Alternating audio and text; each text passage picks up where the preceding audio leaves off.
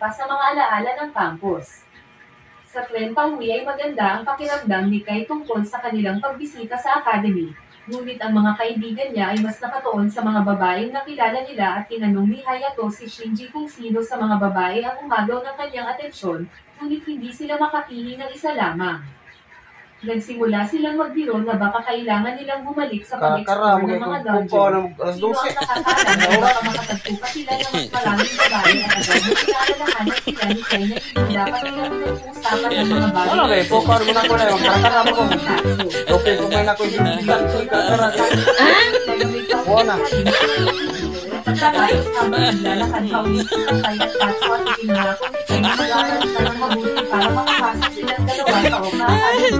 Nagkalang sa itaso ng kwento kaso dahil siguro sa tatlong babae ang type niya. Nabigla si Kai at agad na alam mo sa kaso ang gusto niya at hindi na pinagawa ng pagiging